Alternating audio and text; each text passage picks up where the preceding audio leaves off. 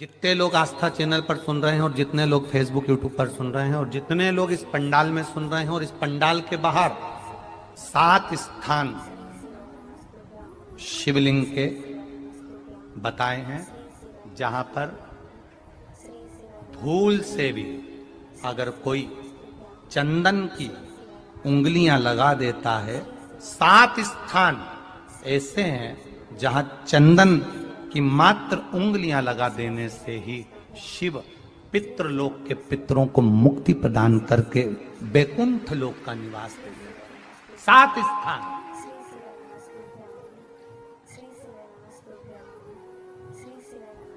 और वो 7 स्थान जो चंदन के बताए गए हैं, पहला भगवान देवाधिदेव महादेव के शिवलिंग पर चंदन का लेपन।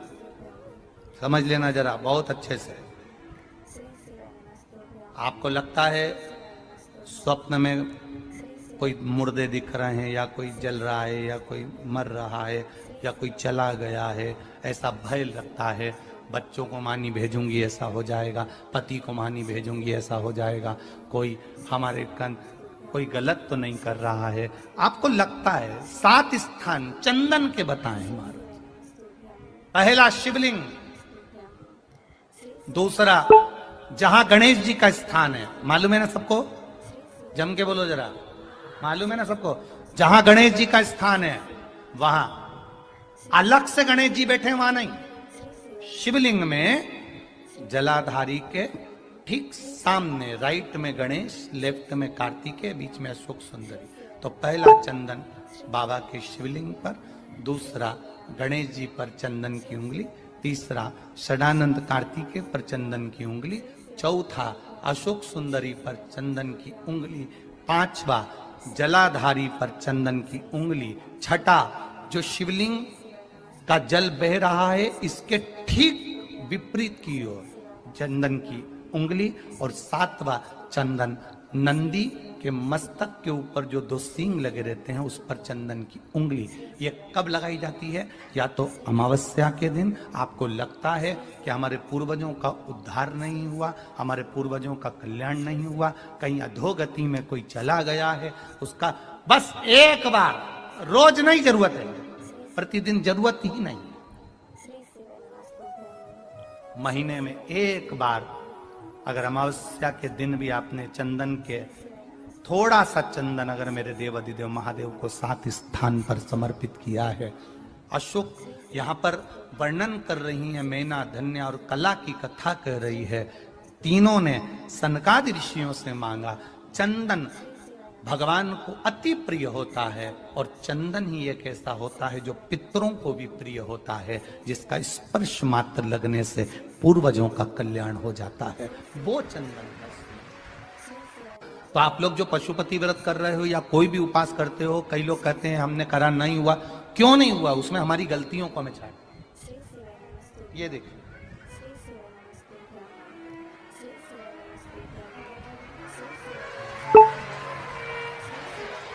अब जैसे ये शिवलिंग रखा है, आपने जल चढ़ाया, अब जल आप यहां से चढ़ा रहे हो तो धीरे धीरे धीरे धीरे चढ़ाएं जिससे छींटे बाहर ना, यहां तक छींटे रहे ना, जलाधारी तक चलेगा, बाहर ना गिरे। और एक बात का स्मरण रहे,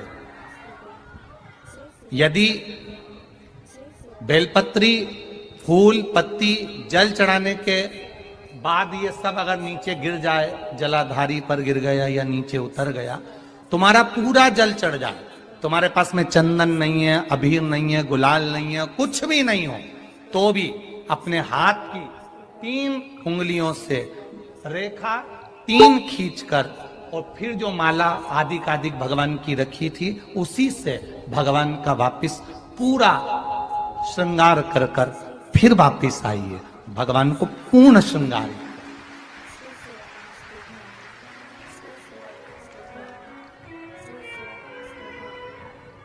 भगवान का पूर्ण श्रृंगार कर कर आइए। कई लोग जल चढ़ाने के बाद में भगवान का जो फूल पत्ती नीचे रखी रहती है, आप, हम ये नहीं कह रहे कि आप अपने घर से लेकर जाओ, आपके पास में कुछ नहीं, 1 लोटा जल चढ़ाओ, जल चढ़ाया, जो फूल पत्ती नीचे रखी हुई है उसी को उठाकर उसको रखकर उसी फूल से भगवान का खूब सुंदर भगवान का कर कर फिर आइए। क्यों? शिव का जब हम श्रृंगार कर कर आते हैं, माता पार्वती जी ने देव अधिदेव महादेव का श्रृंगार किया है, आप लोगों के स्मरण में होगा। राम जी ने माता जानकी का श्रृंगार किया है। रामचरित सुनिए कथा, रामायण सुनिए आप लोगों ने, रामायण सुनी होगी तो उसमें माता बैठी हैं शिला के ऊपर और भगवान राम उनका श्रृंगार कर रहे हैं। एक कौवा आता है, वो चोंच मार कर जाता है, ये सारा वृत्तांत आप लोगों ने श्रवण किया है। तो राम जी माता सीता का श्रृंगार करते हैं, भगवान कृष्ण राधा जी का श्रृंगार करते हैं। केवल एक देव अधिदेव महादेव की कथा ऐसी है जिसमें पार्वती जी शिव जी का श्रृंगार करती हैं। शिव का श्रृंगार किस लिए? क्यों? कहा जल चढ़ाने के बाद वहीं पर पड़ी हुई पत्ती से, फूल से, जो चढ़े हुए फूल हैं, चढ़ी हुई पत्ती है, चढ़ा हुआ निर्माल्य है, जो भी शिव जी का है, उसी को धोकर वापिस भगवान का श्रृंगार कर कर आना चाहिए। किस लिए? कि हे भोलेनाथ, जब मैं इस संसार सागर से जाऊं, अखंड सुहाग लेकर पूरी श्रृंगार कर कर इस धाम से जाऊं। ऐसी कृपा जो पढ़ाओ, जो पढ़ाओ, चंदन नहीं है, हाथ से चंदन का स्मरण होना चाहिए। लेकर आइए कि मेरा ये कार्य है बाबा और आपको करना है। लाखों के दुखड़े जो तू हर गया डमरू वाले, फिर मेरे दुखड़ों को देखकर क्यों डर गया डमरू वाले। और शिव महापुराण की यही सबसे बड़ी आनंदता कि आपको आग लगे बस्ती में और अपन रहो, अपने मस्त रहिए। जो ज्यादा गाली दे, ताना दे, अपशब्द बोले, जो तुमको ताने पर ताना दे, तुम और जोरदार खजूर वाली चोटी बना और ऐसा बक्तल लगाओ ऐसा वाला, और फिर निकलो, बोलते रहे, बोले। अपन तो अपनी भक्ति करो, शंकर के भजन में डूबे रहो, राम नाम कृष्ण नाम में डूबो, अपने क्या करना।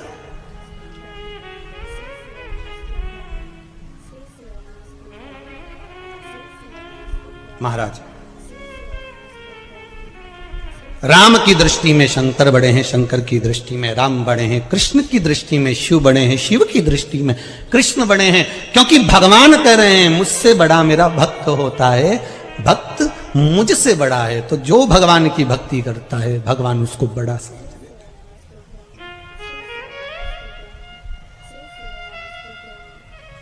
फिर वो कैसा भी भक्त हो। देवराज नाम का ब्राह्मण चोरी का धन लेकर शंकर जी के मंदिर में गया था।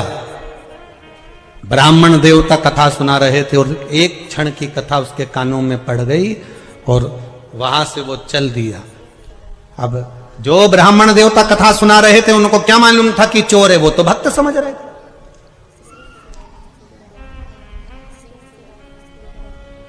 उनको नहीं मालूम कि ये चोर है, उनको तो भक्त समझ।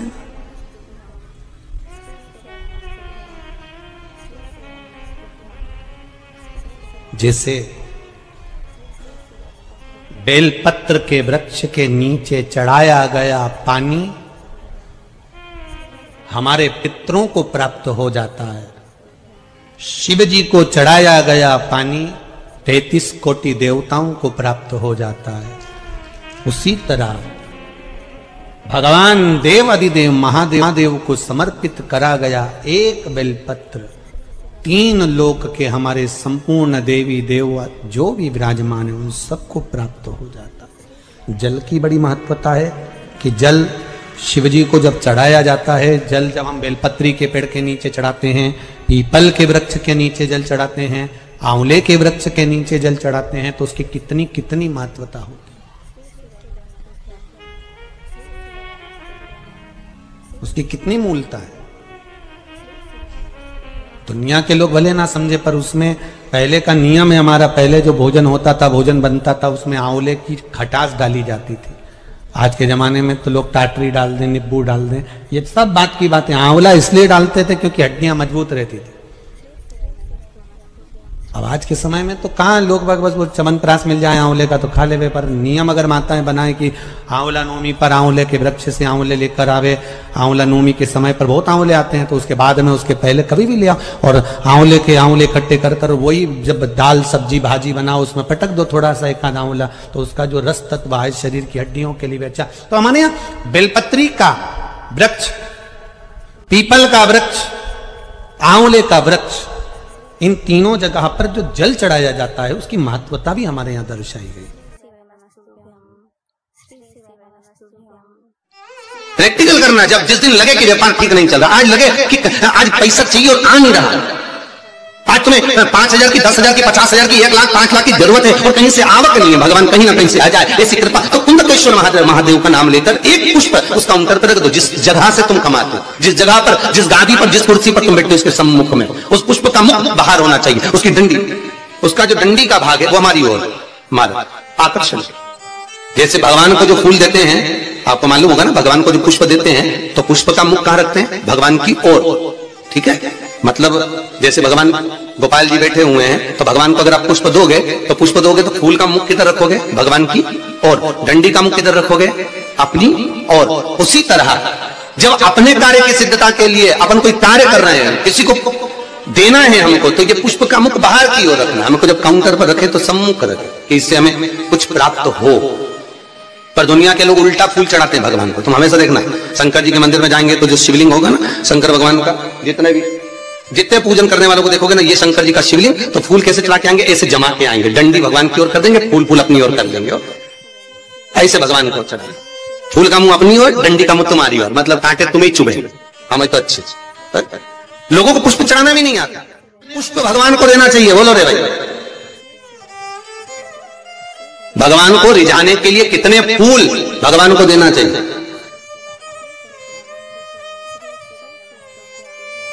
बोलो तो, कितने पुष्प भगवान को समर्पित करना चाहिए? महाराज, भगवान को कितने पुष्प देना चाहिए रिझाने के लिए? भगवान को, अभी यहां से आवाज आई थी, 4 पुष्प भगवान को समर्पित करना चाहिए। कितने पुष्प? 4। बचपन, जवानी, अधेड़ी और बुढ़ापा, 4 अवस्था संवारने के लिए भगवान को 4 पुष्प दिए जाते हैं। पुष्प देते समय जिस दिन तुम भगवान को पुष्प दे रहे हो उस दिन हमें कुछ भी नहीं कहना, हमारी तरफ से ये पुष्प भगवान से कहे। पुष्प भगवान से क्या कहता है कि भगवान मुझ में जैसी सुगंध है वैसी इसके जीवन में सुगंध देना। पुष्प कहता है भगवान जैसी मुझ में ताजगी है इसके जीवन में वैसी ताजगी देना। पुष्प कहता है भगवान जैसे मेरी पत्तियों में रस है इसके जीवन में खुशियों का रस भर देना। ये पुष्प कहता है भगवान से, हमें नहीं कहना भगवान से। भगवान को पुष्प दे दिया तो भगवान समझ गए। अब पहले कौन सी कंजन कहा शादी में गए थे राम, तो याद आया स्टेज पे ऐसा लड़का घुटना टेक के, हाँ ऐसे ही तो फूल था, राम ऐसे दे रहा है। तो हमने पूछ लिया भैया ये हमारे यहाँ तो ब्याह में जब भावर होती है उसके पहले जयमाला कराते हैं, माला पिना देते हैं, तो ये फूल मूल का चक्कर तो हमको समझ में ही नहीं आया। तो हमने पूछा ये फूल काय को दिया है? तो कहा गुरु जी समर्पण के लिए दिया। हमने कहा बहुत बढ़िया। तो हमने कहा गोभी का दे देता तो सब्जी तो बन जाता। हम समर्पण के भाई देव मना नहीं है, पर हमारे यहाँ ऐसा विधान नहीं है फूल वगैरह देने का।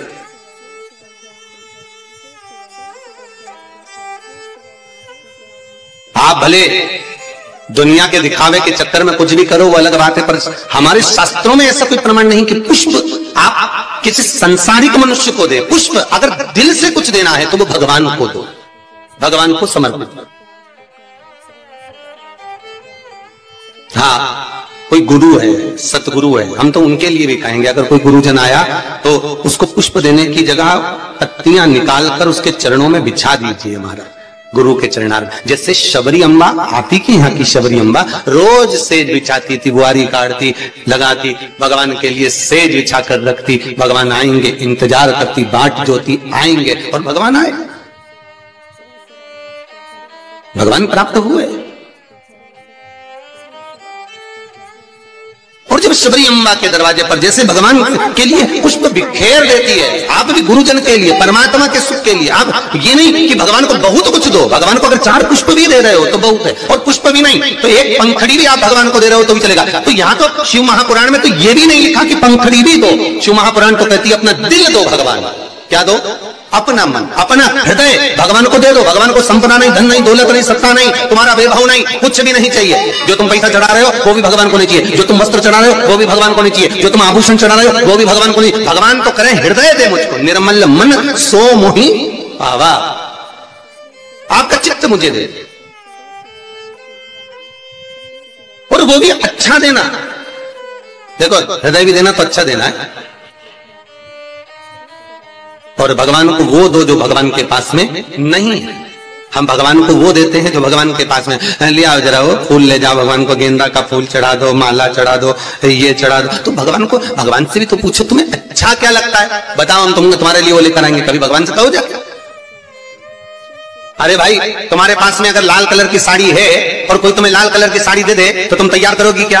अरे बोलो तो, तुम्हारे पास तो पहले से अलमारी में 25-30 साड़ियां लाल कलर की रखी है, कोई पीली दे दे तो तुम तैयार नहीं करोगे। हाँ, ऐसा कोई कलर हो जो कलर तुम्हारे पास में नहीं है और किसी ने दिया तो तुमने उसमें तुरंत फाल पीको सब लगवा लोगों के तैयारी करके वो तुरंत रख दिया। बोलो रखोगी कि रखोगी? और मालूम पड़े किसी ने लाल साड़ी दे दी, पीली दे दी, नीली दे दी, जो तुम्हारे पास में पहले से थी और अच्छी साड़ी थी तो तुमने बहू को दे दी। बोलो दी कि नहीं दी? तुम्हारे तो काम आ नहीं रही तो तुमने बहू को दे दी, और अच्छी थी तो बेटी को दे दी। थोड़ी भी साड़ी अगर गड़बड़ थी तो भागवत जी पे चढ़ा देना, ठीक है?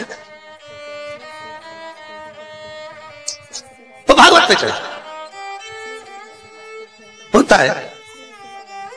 कोई ने पूछा था कि गुरुजी ये दुनिया के लोग आरती में ही खोटा सिक्का क्यों चढ़ाते हैं?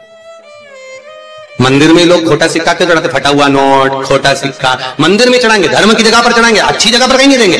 पर तो हमने कहा भाई सीधी सीधी बात है, जो दुनिया में कहीं नहीं चलता वो इसी के पास चलता। ये निभाता यही है जिसको सब ठुकरा दे, जिसको सब निकाल दे, जो कहीं ना चले वो महादेव के चरणों में चले। एक बार शंकर के पास पहुंच जा, खोटे सिक्के को भी चपटी भभूत में है खजाना कुबेर का। बताओ वो शमशान की भभूत कहीं चले? अरे बोलो तो कहीं नहीं चले। अगर कोई मुर्दा जलाने जाए तो घर आके नहाए, तो पत्नी करे बाहर बाल्टी रखिए नहा लो जा।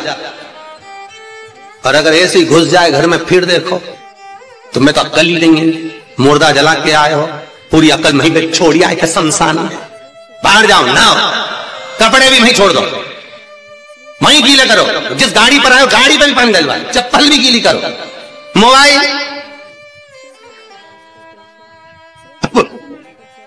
और एक